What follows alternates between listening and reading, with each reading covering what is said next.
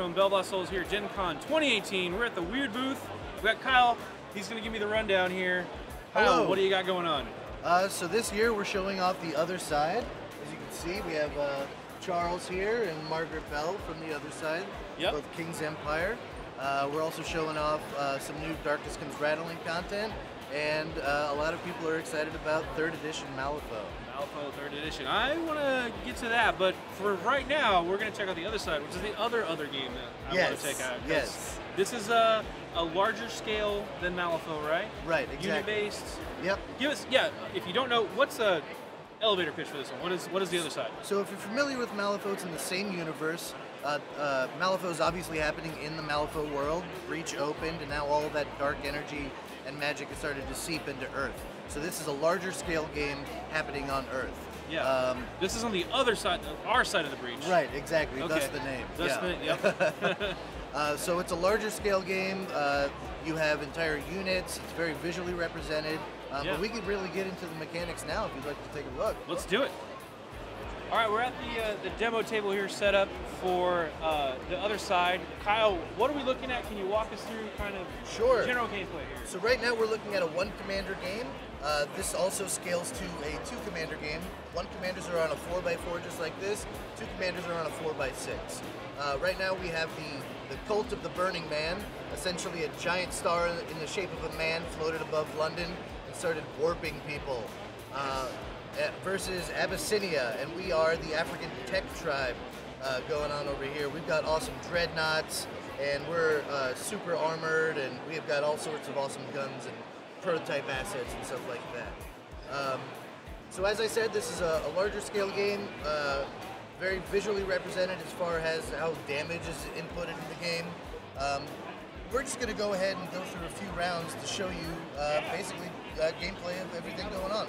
So we already have our hand of cards, just like Malifaux, if you're familiar. We do use a 54 card deck. And I'm just going to go ahead and show you some basic combat here. Yeah. So I have here a unit of the Mehel Safari. That's all 3 groups here. Each group is a fire team, and all together they are a unit. So beginning, I'm going to declare an order, and I'm going to declare the rush order here. The rush is kind of like a charge mechanic. In a rush order, I get to charge and perform a melee attack. My speed here, which is the stat on the left of the card, is 6, so I get to move 12 inches here. Because I'm rushing, I get to go twice as far. Okay, so rush doubles your move. Right, so I see that I'm within distance. My melee is 2 inches, so I'm just going to get within 2 here. I'm going to move them all just real quick. Usually we'd be taking a little bit more sensitive on the measuring, but just for the demo, we'll show that out. All right, make sure I'm within 2 inches here so we can show off some combat. Now, is there squad coherency for the whole unit? Do they have to be touching? Yes, they have to be within a few inches at the end of it. They don't have to be touching just like this, though. But they just have, they have to be close to each other in the unit. Right, exactly. All right, so this whole unit is going to have 3 attack actions, and I'm going to start going after your stalking portals. Okay. Your stalking portals are kind of neat because the Burning Man here, his whole thing is that he gets to come and go through portals. Okay. Stalking portals are moving portals, essentially. But I'm going to go ahead and take care of them because I don't want you moving around. That's fair. All right, so the first thing that I do is I do my accuracy flip. And I'm going to look at my melee attack here. It's 6 versus your defense. And against your stalking portals here, you would look for your defensive stat. I got a DF of 3. I'm assuming that's defense. Yes, exactly. Stalking portals don't have excellent defense because they do all sorts of awesome stuff elsewhere. Right. All right, so we're going to both flip a card. Okay. And you're going to take the number that you get and add it to your 3. I'm taking the number I get and add it to my 6. So I flipped a 2, and that's going to make my defense a whopping 5. Yes, you're not doing so hot. Yeah. Right. All right, and I flipped an 8, so I'm at 14 now. You were at a 5, so I'm beating you by 5 or more. So it's an increment, so I get more strength, essentially. So during the damage flip here, my strength is already at 4. I'm going to get 5 strength instead, and that's going to, basically the more damage I'm going to be doing next turn. So here we go, I'm going to flip again. You don't flip during the damage flip. technically I could cheat, and the way cheating works in the other side, it's the attacker cheats first, but I'm going to choose not to. Technically, you do have the option to beforehand if you'd like. Just because this is a demo, I'm going to let it go so the folks at home can see what it looks like without me cheating. You know? Sure. All right, so let's go see what damage it's going to look like. So I'm already at a strength 5, 4 normally, but I got it extra bonuses there. All right. So I'm at a 12 here versus your armor. My armor is a 5.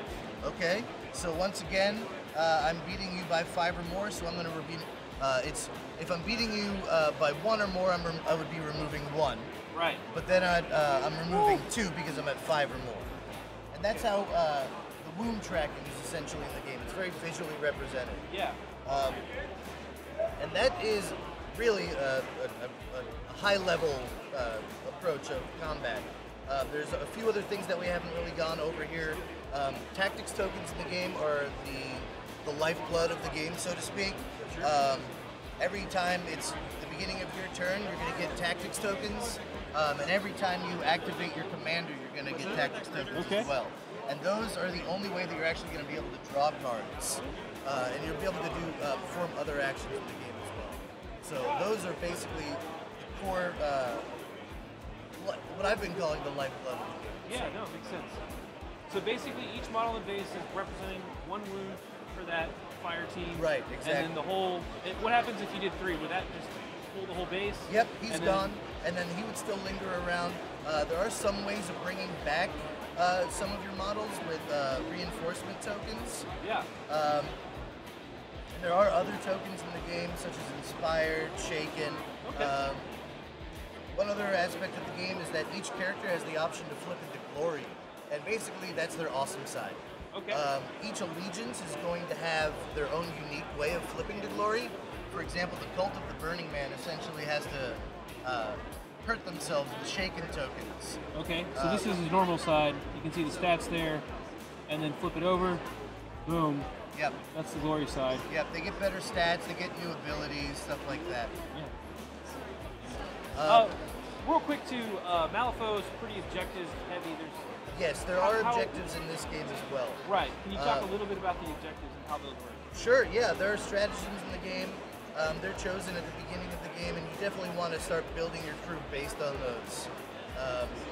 And yeah, we don't currently have it set up here. This is just kind of a basic demo of how combat works. This is kind of a beat-based demo, yeah. Right, yeah, but each stratagem is going to change per game based on, card flips and whatnot. Okay. But they wildly change what army and what models you're going to bring. So let's back it up real fast. I want to talk about, because I didn't do it, but cheating, that was a part of Malifaux. How does that work in the other side? So it's very similar, if you're familiar with Malifaux, except now it is the attacker that does it first. So it gives it the bonus to the defender in a way that they get to choose at the end. Okay, so you would just replace a card if somebody doesn't know how it works in Malifaux. Sure, yes. Yeah. So let's say, theoretically, let's say go ahead I flip my 2. Right. So let's say you wanted me to miss, you would play, in that instance, I was at 8 plus 6, so I was at 14 then. So you have to beat a 14 in that instance. I could play the Joker. Not that Joker. Not that one. That one's the worst card in the game, but you could play the Queen here. Drop the Queen. Instance. So I want to cheat, so I would just replace the 2 with the Queen, right? Exactly, yes. And that goes to the discard pile? Exactly. Boom. Yep. And then in that instance, you're beating me by the stat numbers, so I would be missing in that instance. It's very simple. I just wanted to showcase that's how simple totally it is. Makes sense. Yeah. Not that Joker, though. That would have been bad. That's not the good Joker. Yeah, we do use our Jokers in our decks. Black Joker's the worst card in the game, and the red Joker's the best card. Maybe I would have chucked it just to get him punched in the face. I don't know. Anyway. Sure. Cool. Let's go check out the next thing. All right, Kyle, it is the Wyrd 3rd edition, 3.0. Yes, Malifaux 3rd edition. We're really excited to show it off. I said the Wyrd, but I meant Malifaux. You know what I'm saying. Yeah. It's been a long con, man. Okay, so what are we looking at? Walk me through what's new and what's different.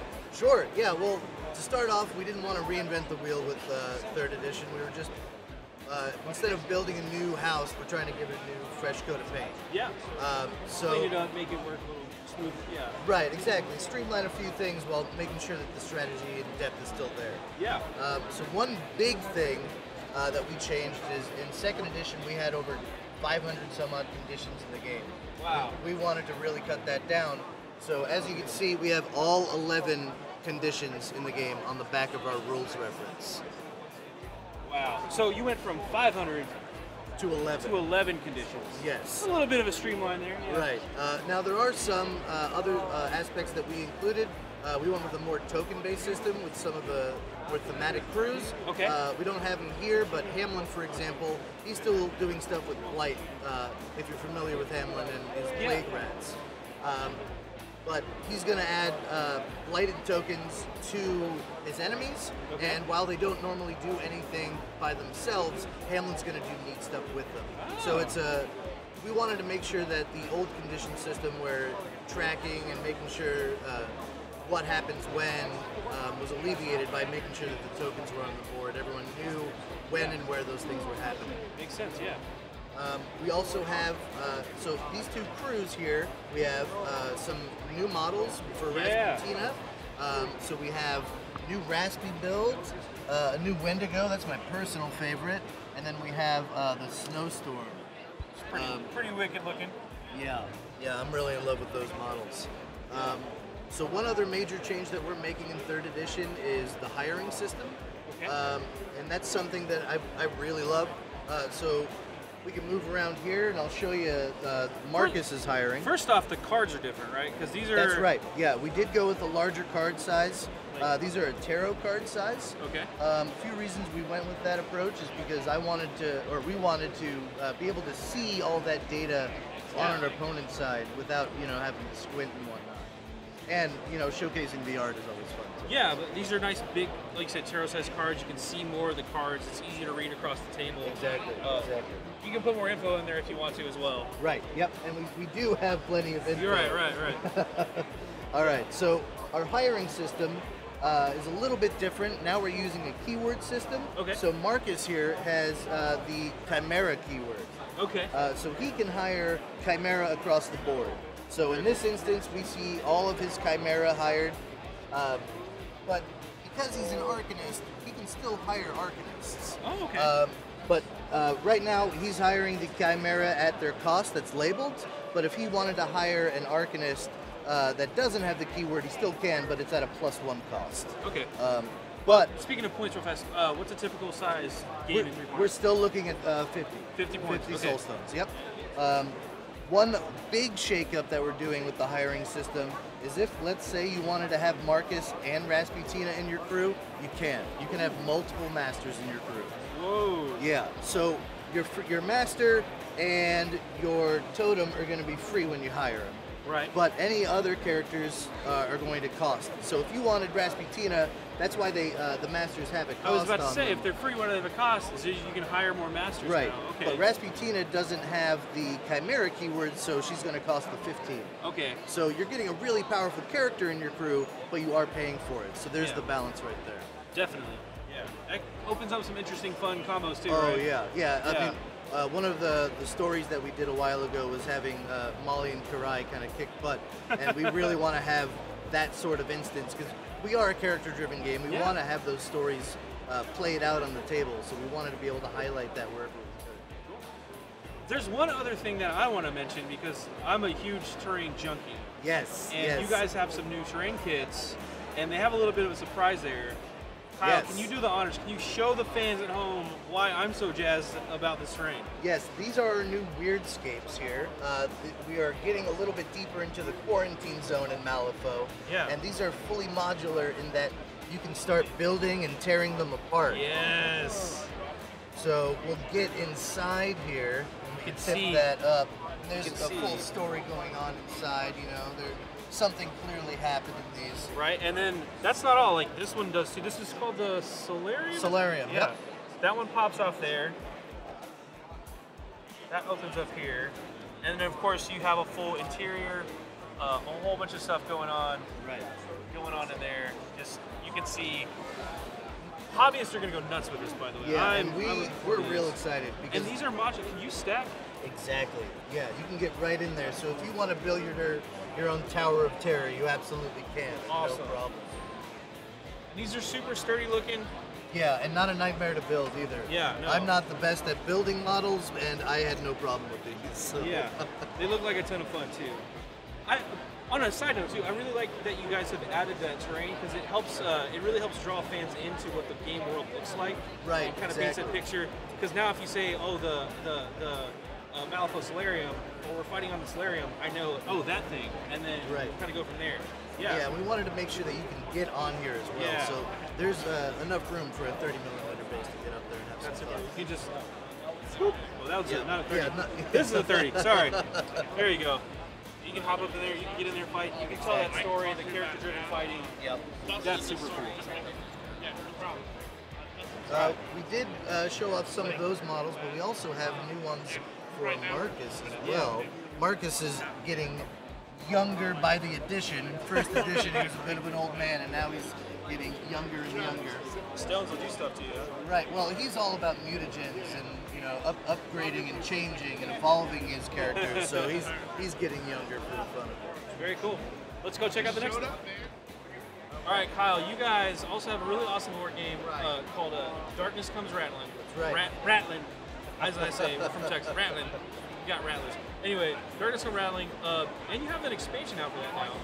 Yep, exactly. Yeah. So we've got the board set up here. Can you walk us through real fast what the original game is, and then we'll go through the expansion set? Exactly. Yeah, no problem. So Darkness Comes Rattling is a fully cooperative game for 2 to 6 players, where a giant snake named Darkness has swallowed the sun, and you play as one of the last tribesmen who has to go into darkness himself and retrieve the sun from its belly. Yep. So you would go from region to region, completing objectives with one another, clearing corruption, trying to cure the world of this darkness until you eventually try to prepare one of the characters to enter in darkness itself and chase down that sun. Wow. Now, the expansion is completely free online. You can go to our website and download it 100% free. It comes with 2 new characters, John Baj and Amin Set, and they do a bunch of really neat stuff in the game. We have some new items in the game as well, and a whole new vision quest system. And if you're familiar with like a choose your own adventure, it's similar, it's more of like a choose your own objective system. Okay. And you're trying to help the winds out on their side of the world, and trying to free them from the grips of darkness as well. The last thing in the expansion that we've added is rather than going into darkness and chasing down the sun, he comes to you. You've angered him so much that he's going to come into the village and everyone has to face him all together. Okay. So that's just a new way to fight darkness. Right, exactly. Yep. Very cool. Well, that was Wyrd's Gencon booth 2018. Kyle, thanks so much for showing us around. The other side, we can expect that again later this year. Yes, we are looking at a November release, so expect to see that on store shelves then. Cool. Kickstarters are very soon, so if you backed it, you'll be receiving it shortly. Awesome. And Malifaux 3.0, when's that one? Yes, so if you're interested in the game now, sign up on our website for the closed beta. In the coming weeks, we're going to be opening that, so you'll be able to get your hands on all those models and playtest. Let us know your feedback. You know, it's your game as much as it is ours. And then 2019 is what we're looking for. 2019, 3rd edition. 3rd edition. Awesome. Kyle, thanks so much. Thank you. Yeah, AdamHarry from BoLS signing off. Click to subscribe. Check out more videos. And thanks for watching.